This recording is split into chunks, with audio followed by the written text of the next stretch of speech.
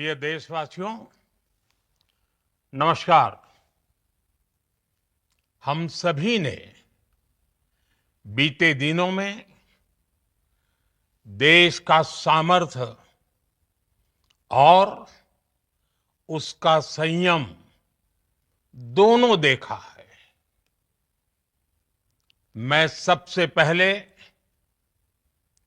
भारत की पराक्रमी सेनाओं को, सशस्त्र बलों को, हमारी खुफिया एजेंसियों को, हमारे वैज्ञानिकों को, हर भारतवासी की तरफ से सैल्यूट करता हूं। हमारे वीर सैनिकों ने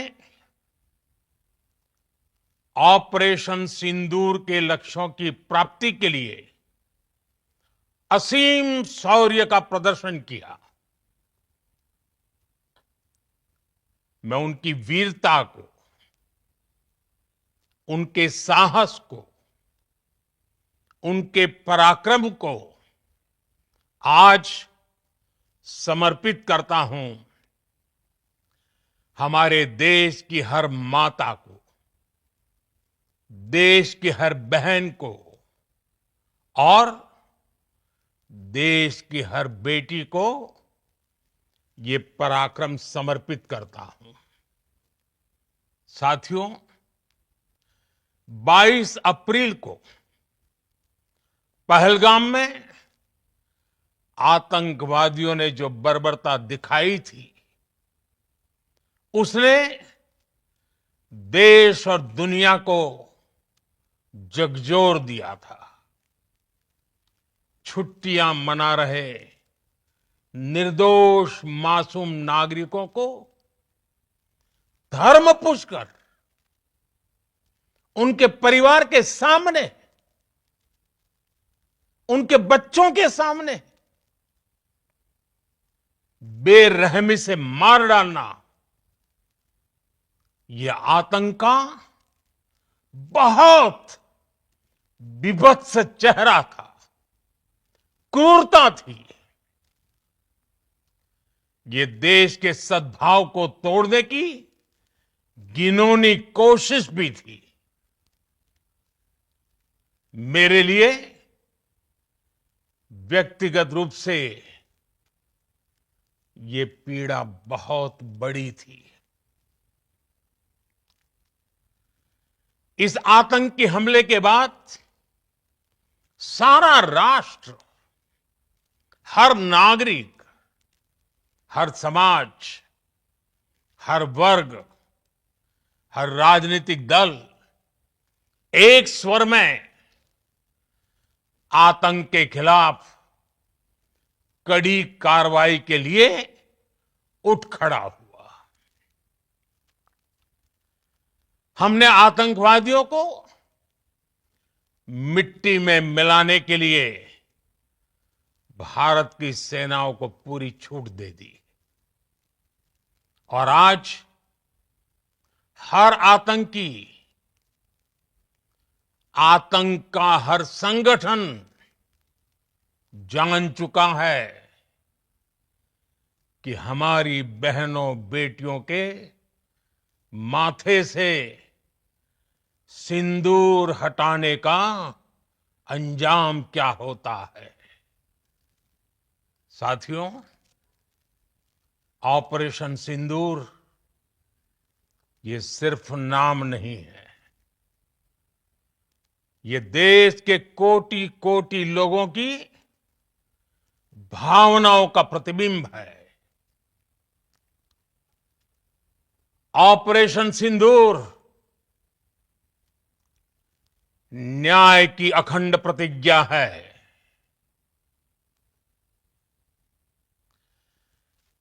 6 मई की देर रात, 7 मई की सुबह पूरी दुनिया ने इस प्रतिज्ञा को परिणाम में बदलते देखा है। भारत की सेनाओं ने पाकिस्तान में आतंक के ठिकानों पर, उनके ट्रेनिंग सेंटर्स पर सटीक प्रहार किया। आतंकियों ने सपने में भी नहीं सोचा था कि भारत इतना बड़ा फैसला ले सकता है। लेकिन जब देश एकजुट होता है, नेशन फर्स्ट की भावना से भरा होता है, राष्ट्र सर्वोपरि होता है, तो फौलादी फैसले लिए जाते हैं, परिणाम लाकर दिखाए जाते हैं। जब पाकिस्तान में आतंक के अड्डों पर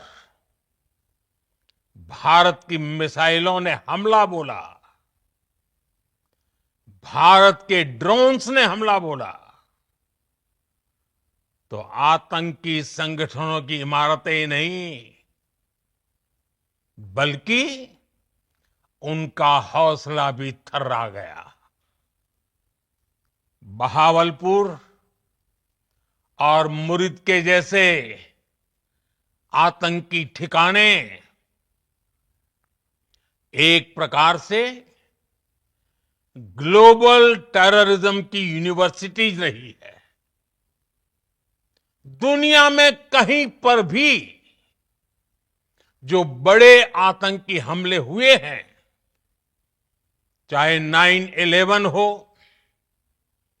चाहे लंदन ट्यूब बॉम्बिंग हो, या भारत में दशकों से जो बड़े बड़े आतंकी हमले हुए हैं, उन सब के तार कहीं ना कहीं आतंक के इन्हीं ठिकानों से जुड़ते रहे हैं। आतंकियों ने हमारी बहनों का सिंदूर उजाड़ा था, इसलिए भारत ने आतंक के ये हेडक्वार्टर्स उजाड़ दिए। भारत के इन हमलों में 100 से अधिक खूंखार आतंकवादियों को मौत के घाट उतारा गया है। आतंक के बहुत सारे आका बीते 2.5-3 दशकों से खुलेआम पाकिस्तान में घूम रहे थे, जो भारत के खिलाफ साजिशें करते थे। उन्हें भारत ने एक झटके में खत्म कर दिया। साथियों, भारत की इस कार्रवाई से पाकिस्तान घोर निराशा में गिर गया था, हताशा में गिर गया था, बौखला गया था। और इसी बौखलाहट में उसने एक और दुस्साहस किया। आतंक पर भारत की कार्रवाई का साथ देने के बजाय पाकिस्तान ने भारत पर ही हमला करना शुरू कर दिया। पाकिस्तान ने हमारे स्कूलों, कॉलेजों को, गुरुद्वारों को, मंदिरों को, सामान्य नागरिकों के घरों को निशाना बनाया। पाकिस्तान ने हमारे सैन्य ठिकानों को निशाना बनाया। लेकिन इसमें भी पाकिस्तान खुद बेनकाब हो गया।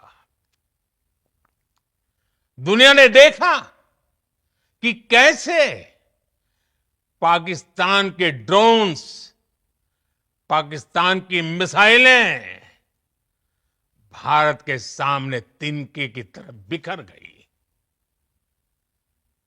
भारत के सशक्त एयर डिफेंस सिस्टम ने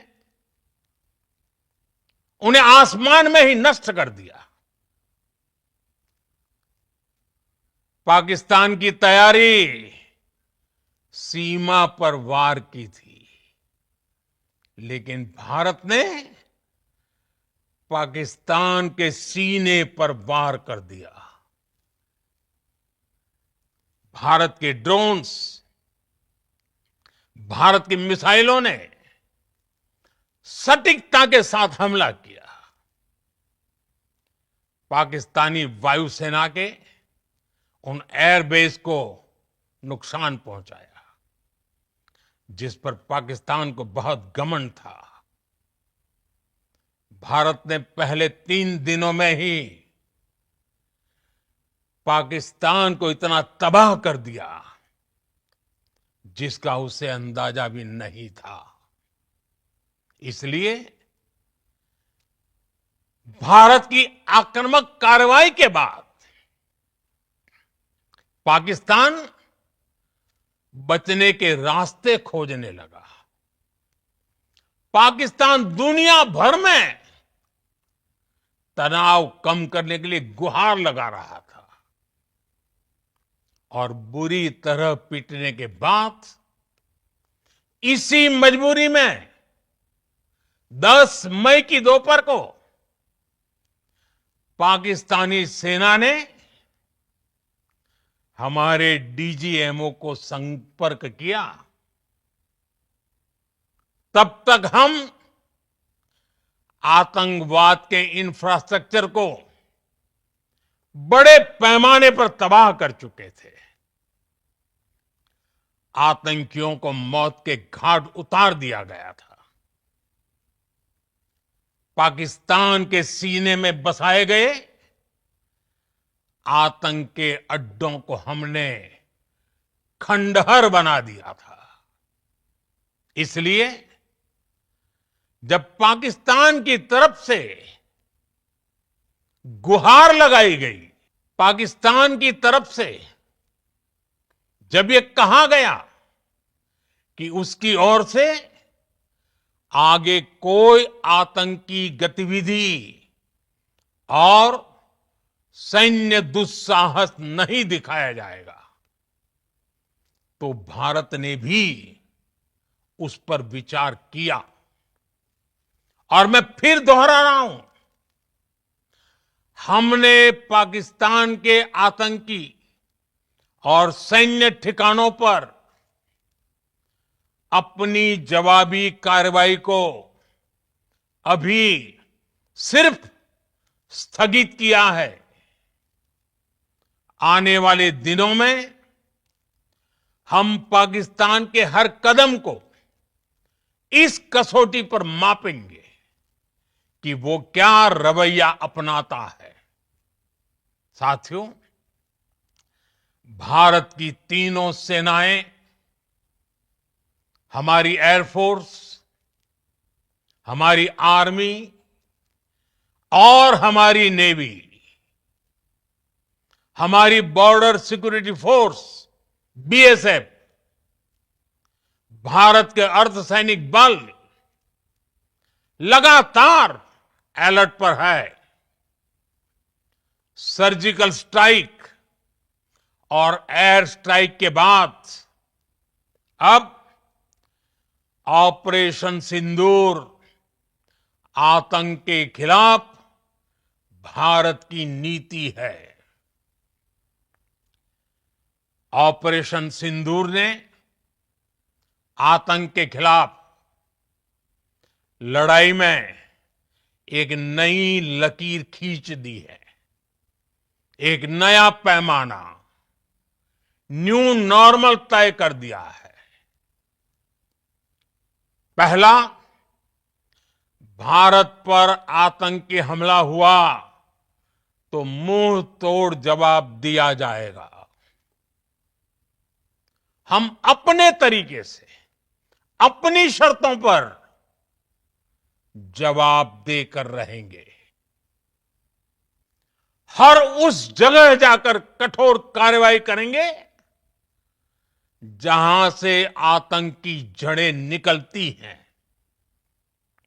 दूसरा, कोई भी न्यूक्लियर ब्लैकमेल भारत नहीं सहेगा। न्यूक्लियर ब्लैकमेल की आड़ में पनप रहे आतंकी ठिकानों पर भारत सटीक और निर्णायक प्रहार करेगा। तीसरा, हम आतंक की सरपरस्त सरकार और आतंक के आकाओं को अलग अलग नहीं देखेंगे। ऑपरेशन सिंदूर के दौरान दुनिया ने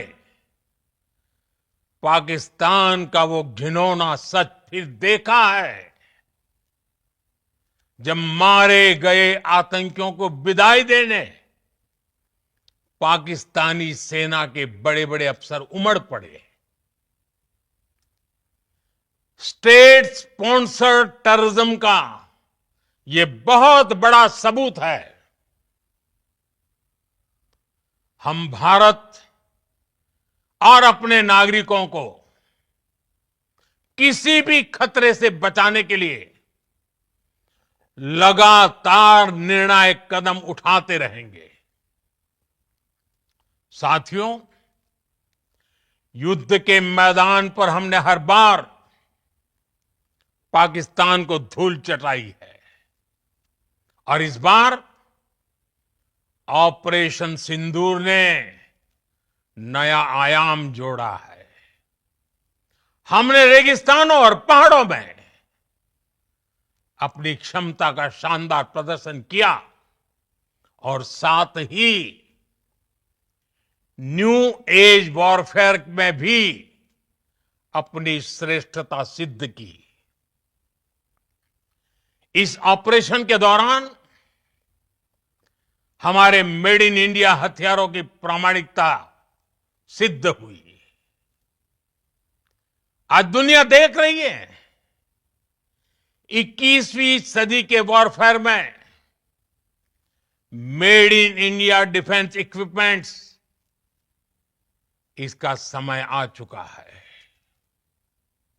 साथियों, हर प्रकार के आतंकवाद के खिलाफ हम सभी का एकजुट रहना,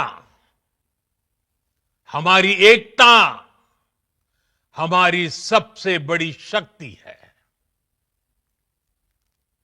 निश्चित तौर पर ये युग युद्ध का नहीं है, लेकिन ये युग आतंकवाद का भी नहीं है।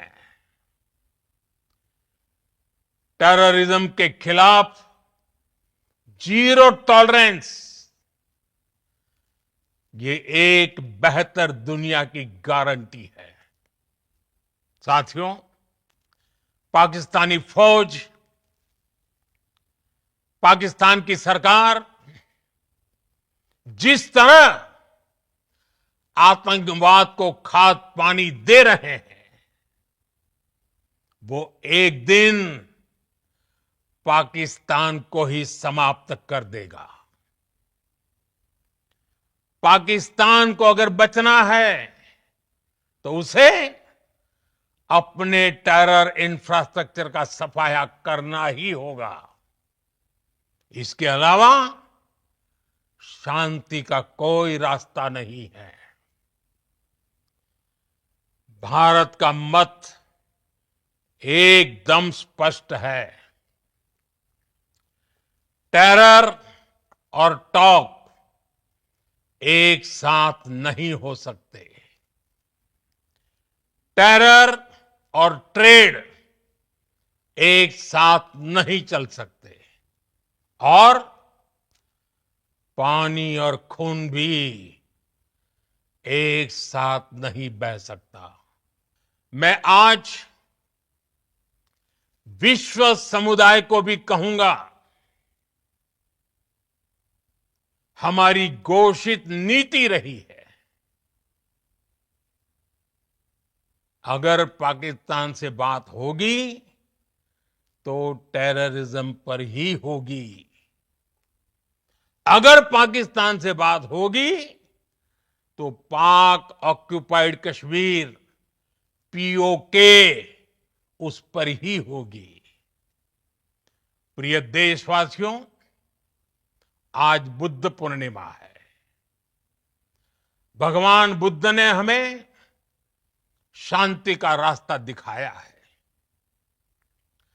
शांति का मार्ग भी शक्ति से होकर जाता है। मानवता शांति और समृद्धि की तरफ बढ़े, हर भारतीय शांति से जी सके, विकसित भारत के सपने को पूरा कर सके, इसके लिए भारत का शक्तिशाली होना बहुत जरूरी है। और आवश्यकता पड़ने पर इस शक्ति का इस्तेमाल भी जरूरी है। और पिछले कुछ दिनों में भारत ने यही किया है। मैं एक बार फिर भारत की सेना और सशस्त्र बलों को सैल्यूट करता हूं। हम भारतवासी के हौसले, हर भारतवासी का एकजुटता का शपथ, संकल्प, मैं उसे नमन करता हूं। बहुत बहुत धन्यवाद। भारत माता की जय।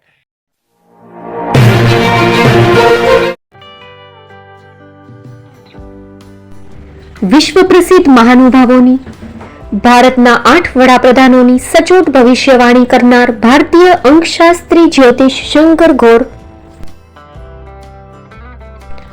ભારતના વડાપ્રધાન શ્રીમતી ઇન્દિરા ગાંધીની વિજયની તથા અકાળે મૃત્યુની સચોટ ભવિષ્યવાણી કરનાર જ્યોતિષી, ભારતના વડાપ્રધાન રાજીવ ગાંધીની વિજયની તથા રાજીવ ગાંધીના અકાળે મૃત્યુની સચોટ ભવિષ્યવાણી કરનાર ભારતીય અંકશાસ્ત્રી, ભારતના વડાપ્રધાન નરેન્દ્ર મોદી 2014માં વડાપ્રધાન બનશે અને લાંબો સમય શાસન કરી 2024માં જીતની હેટ્રિક કરશે તેવી 12 વર્ષ અગાઉ સચોટ ભવિષ્યવાણી કરનાર વિશ્વના પ્રથમ ભારતીય અંક જ્યોતિષી, મંત્રજાપ ગુરુના નંગ વગર મુંબઈ, રાજકોટ, જામનગર, ગાંધીધામ અને ભુજમાં 20,000થી વધારે લોકોને સાચી સલાહ અને સચોટ ઉપાય કરનાર જ્યોતિષીની સાચી સલાહ ઘર બેઠા મેળવો। જ્યોતિષી શંકર ગોર। સંપર્ક કરો 9909602928। એડ્રેસ નોંધી લેશો। ટીના હાઉસ, ડોક્ટર ભાનજી સ્ટ્રીટ, છઠ્ઠી બારી, રિંગ રોડ, ભુજ, કચ્છ।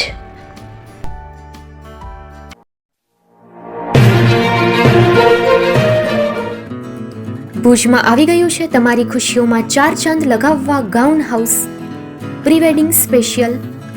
ખુશીઓની ખાસ પળોને બનાવો વધુ યાદગાર અને શાનદાર ગાઉન હાઉસ સાથે। અમે લઈ આવ્યા છીએ તમારા માટે ખાસ ભાડે મળતા બ્રાઇડલ અને ફેશનલ વસ્ત્રોનું શાનદાર કલેક્શન। અમે આપીએ છીએ bridal gown, bridal choli, crop top, maternity gown, tail gown, pre wedding photoshoot, લગ્ન પ્રસંગો, પાર્ટી ફંક્શન્સ કે બર્થડે જેવા ખાસ અવસરો માટે અહીંથી ભાડે મેળવો અવનવી ડિઝાઇન અને ટ્રેન્ડી વસ્ત્રો જે આપનું વ્યક્તિત્વ સુંદર રીતે ઉજાગર કરશે અને તમારી ખુશીમાં 4 ચાંદ લગાવી દેશે। અમે ગુણવત્તા અને નવીનતાને મહત્વ આપીએ છીએ।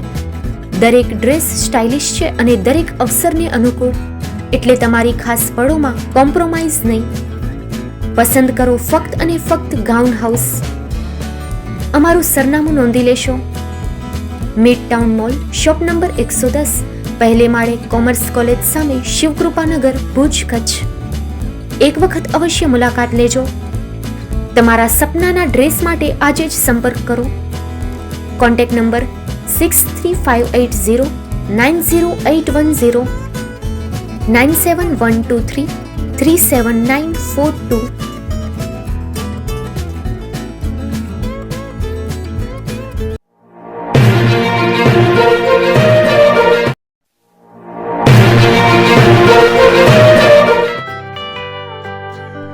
મુંબઈમાં ખૂબ જ જાણીતું નામ એટલે Bombay steel.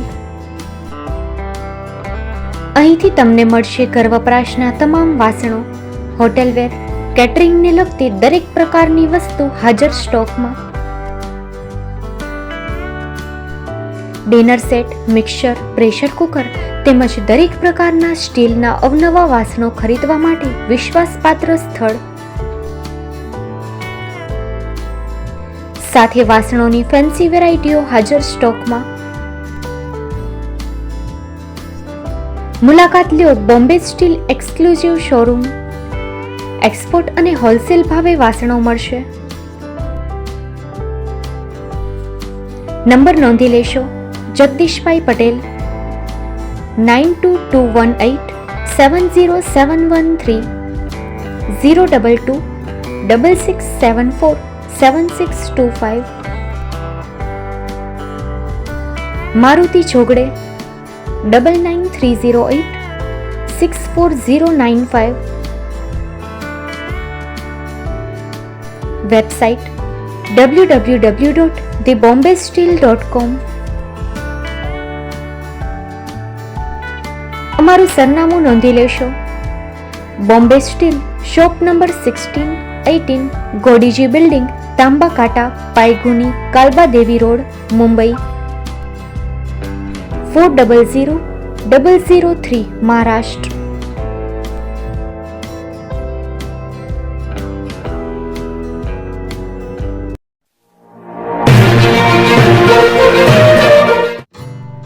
Shri Pratham sarees and lenga department, designer studio. આપના શુભ લગ્ન પ્રસંગોને યાદગાર બનાવતું એકમાત્ર Shri Pratham sarees and lenga department. Exclusive showroom. અહીંથી તમને મળશે fancy bridal chaniya choli, cider chaniya choli, readymade gown, fancy dress materials and readymade dress તેમજ અનેક અલગ અલગ વેરાયટીઓનો ખજાનો. મુંબઈ દાદરમાં વિશ્વાસપાત્ર સ્થળ. અમારું સરનામું નોંધી લેશો. Shop number 5-6 and room number 11-12-123, Hariram mansion, bank of મહારાષ્ટ્રની સામે, દાદા સાહેબ ફાલ્કે રોડ, દાદર ઈસ્ટ, મુંબઈ, મહારાષ્ટ્ર. સંપર્ક કરો વિપુલભાઈ જે વ્યાસ. Mobile number 9769781930, 9082438586. તો તમે રાહ કોની જુઓ છો? આવો, તમારા પરિવાર અને મિત્રને પણ સાથે લઈ આવજો.